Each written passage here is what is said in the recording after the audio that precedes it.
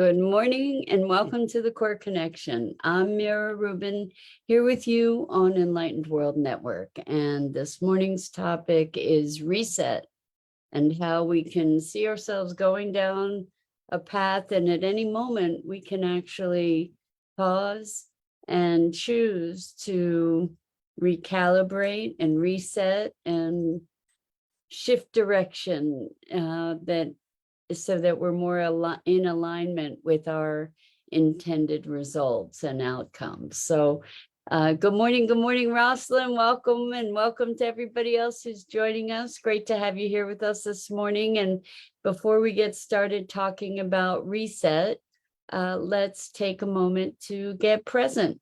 So let's take a deep breath in through your nose and hold it.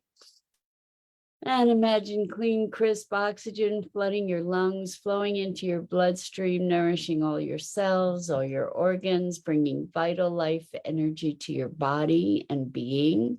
And as you exhale any tension, stress, negativity, fatigue. And now let's take another deep breath in through your nose and hold it.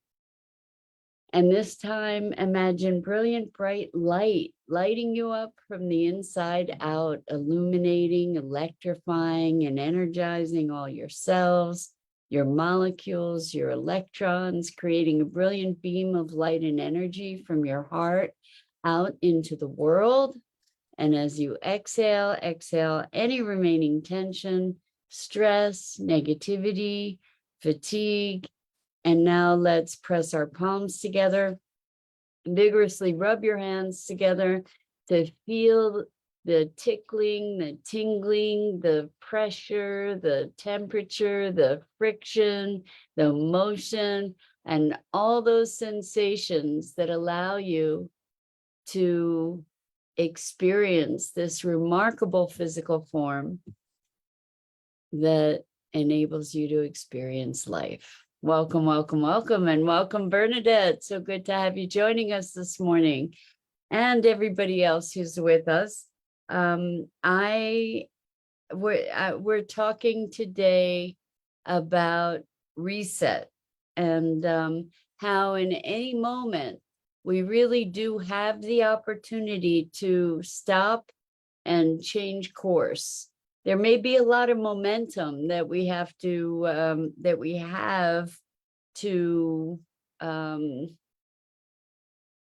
counter, but in fact, we truly can find ourselves in a place where we get the opportunity to shift direction, and it has to do with I think it takes some determination and some courage, because we can end up like a freight train going down a particular path that's charged with all kinds of emotion and momentum and maybe history and conditioning, and still we can have that moment of awareness that provides us, we can call that maybe even a moment of grace, that provides us with the awareness that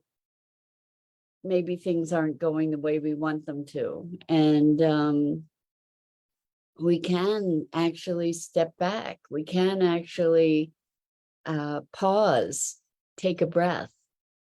And in taking that breath, we can say, hey, can we just start over?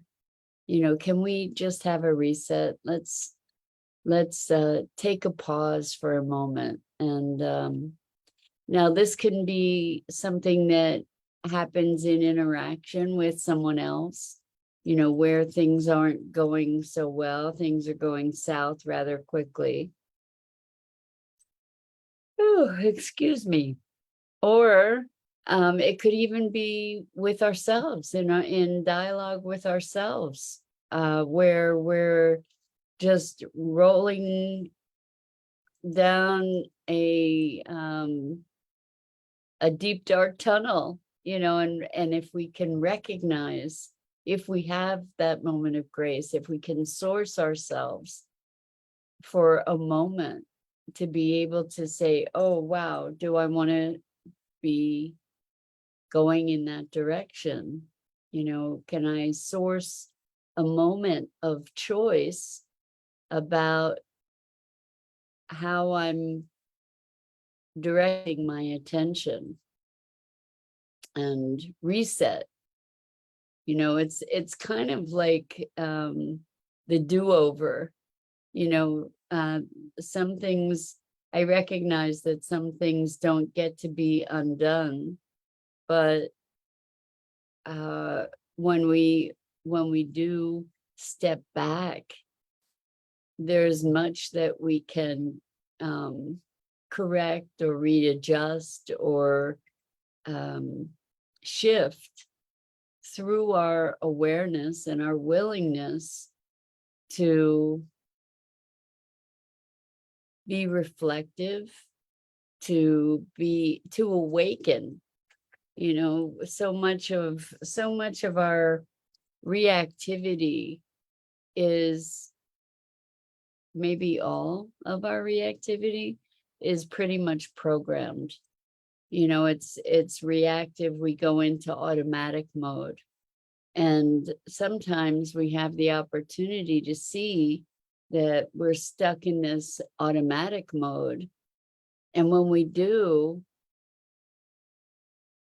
that presents us with a moment of choice. And that choice, accessing that choice, is something that is going to make us feel a whole lot better about ourselves, to be reclaiming our power, our presence, our ability to choose. When we reclaim that is something that strengthens our sense of who we are. Bernadette says, I have a reset with dialogue about my prior life choices and what needs to change to accommodate this new life. It can be very challenging and sometimes too much room for error, but just enough for good change. Wow, Bernadette, that's powerful. So to be resetting about our conversations of our history, that's a big deal too. So lots of us have stories about the past where we get very locked into shame and guilt and self-blame and self-judgment. And one of the ways that we can reset those stories is to bring compassion to them, to bring compassion to our observation of the past. You know, when we take stock and look at our past, our history, I think that it's easy to jump into shame and blame and guilt and anger and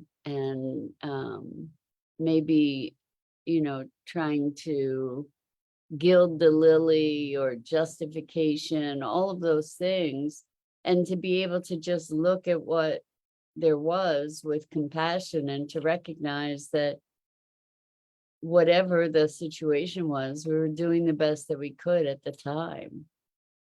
It might not have been great, but it might have been the best that we could muster in that moment.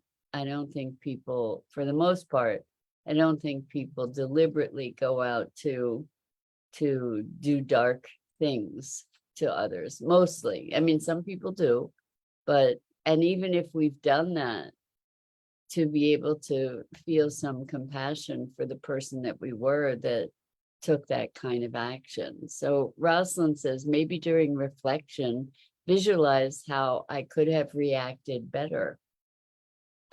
So in response to that, Rosalind, maybe how we could have reacted better, but maybe to understand where that reaction came from. You know, and to recognize maybe our choices in this moment of clarity could be very different from the choices that we made at the time, and to give ourselves some grace, and to also recognize, wow, I wish I had reacted differently. I wish I had, and if I have that opportunity in the future, I would hope that I would react this way instead of that way, or maybe I can find those things that were calling to be healed that resulted in that particular response. So one of the things that's super helpful in that kind of context is to say, well, what would I have had to think or believe in order to behave that way? That can give us some insight into places that we can bring healing. So Bernadette says, knowledge is knowing. And when you know, you tend to change. So I appreciate that so much, Bernadette, because in thinking about and developing this course that I'm developing, one of the foundations is awareness. So, and the course is about our relationship with money and healing our relationship with money. But until we know what that relationship is, until we know what our invisible beliefs are and our traumas around it and our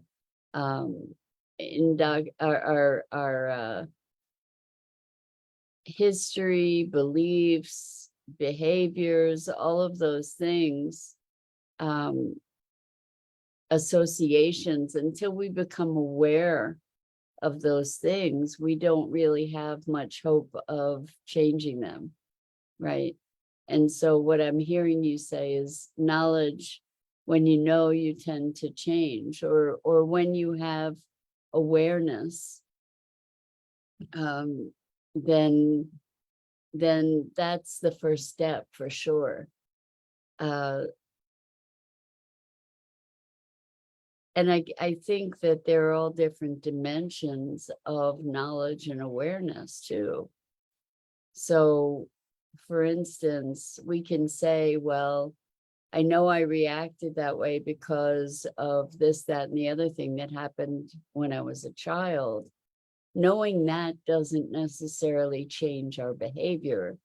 And this is something that a challenge with traditional therapy that I have in a lot of ways is that maybe the awareness doesn't go deeply enough.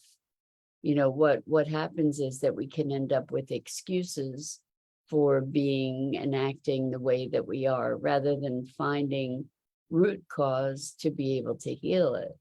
So yes, these things may have happened as a child, and what are the beliefs that emerged from those experiences? What are the emotional patterns that have emerged from those experiences? Looking at the experience, or looking at the initial incident might not be enough. And actually, in my awareness, is rarely enough, that we get to go deeper. We get to look at, how did we metabolize those circumstances, or mismetabolize, or store those experiences, and what did we make them mean?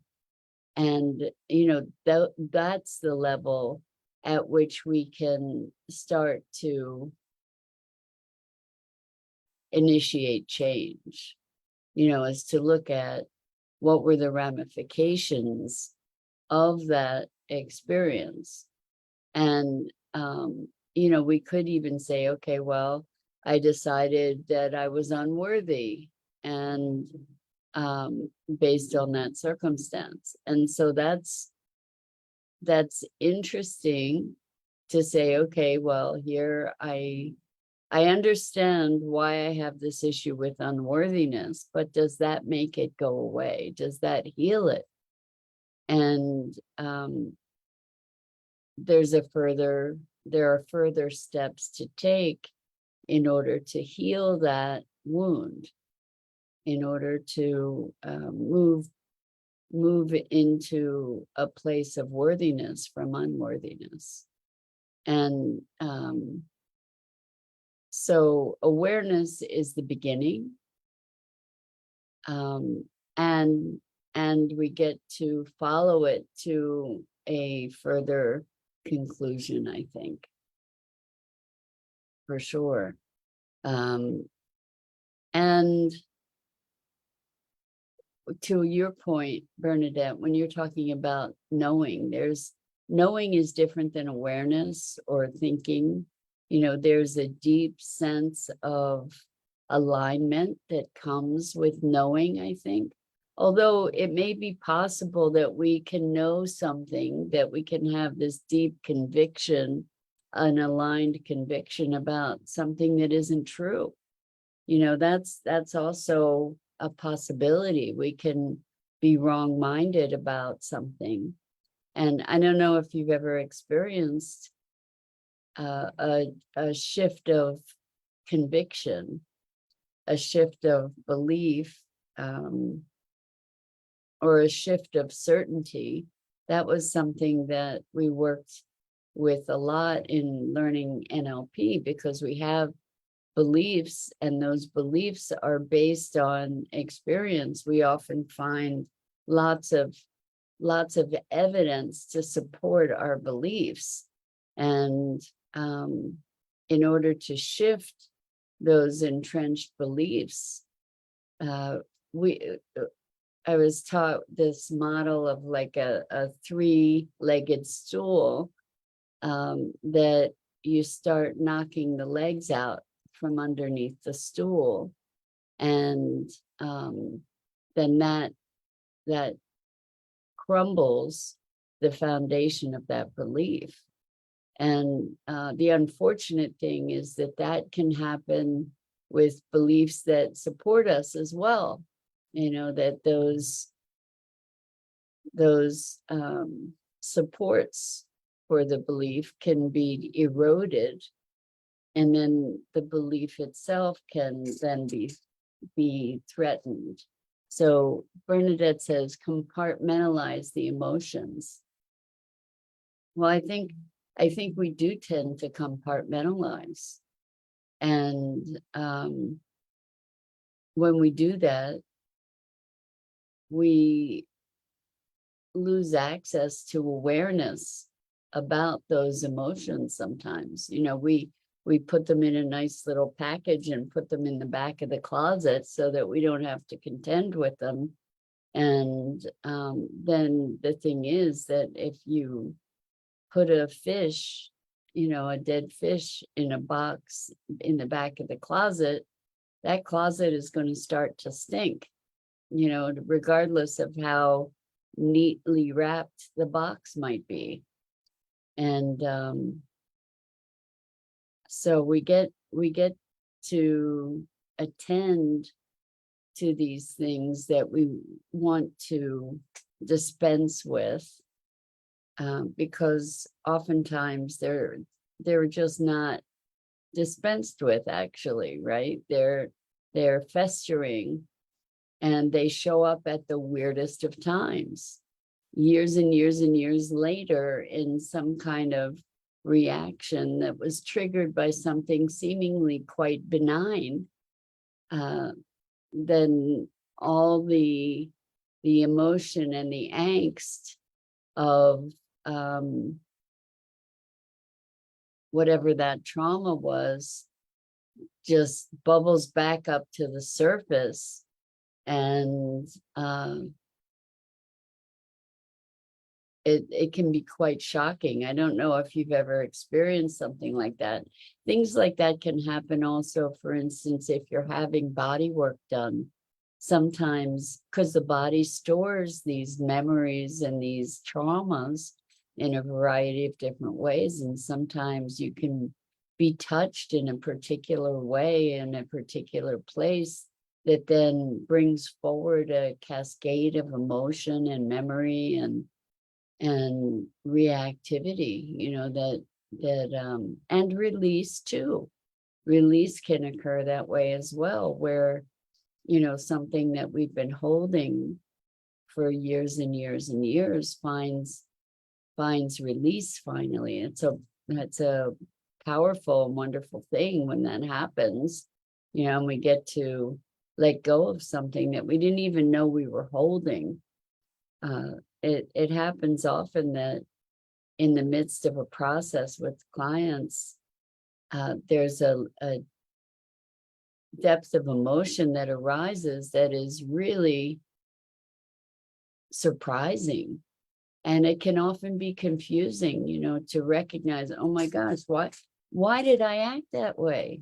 Or where did that emotion come from? Or, all of a sudden, you're finding yourself crying, but you don't know why you're crying. It's because all of this stuff has been suppressed.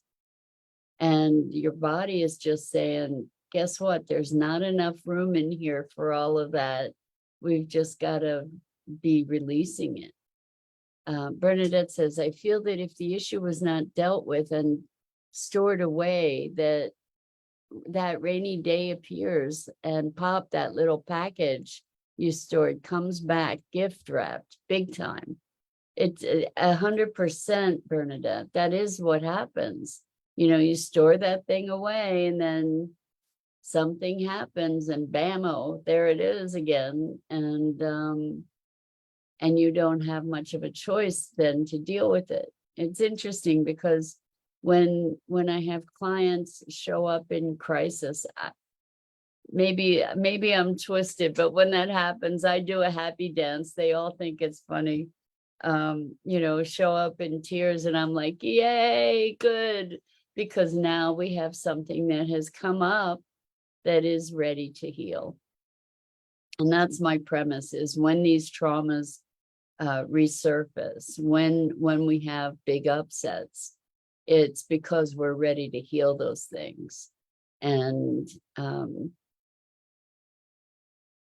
that's a gift that our consciousness gives us, is to bring up that gift wrapped package, right? To say, okay, here, this extreme trauma, this extreme disruption, it's here because it's time for it to be healed.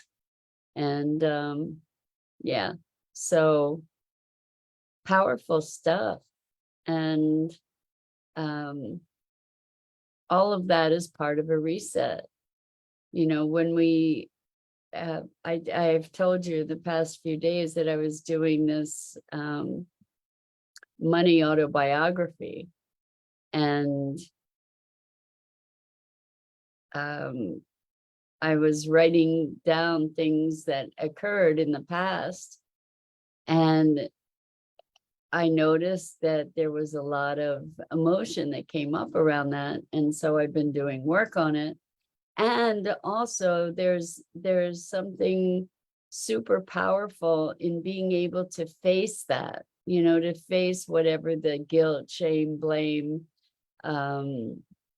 scenarios might be there from the past, resentments and sorrows and all of it, to recognize, oh, wow, I didn't even know there was still this level of emotion around this incident. I thought I had processed through that, and here's some more. And so that is the opportunity, and it takes courage. There's no question about it. It takes courage to be able to face these things head on that we have these very visceral reactions to. But the reset is about creating a new context, creating a new opening, a new perspective, a new possibility. Bernadette says, the gift that keeps on giving, right? Until it doesn't, until we unwrap that package and and take out whatever's inside, and you know, maybe it's a ultimately, once it's integrated, there's a deliciousness about it, right? That we get to find ways to embody our transformation, to metabolize the change, to digest these events and experiences in order to become free of them. You know, that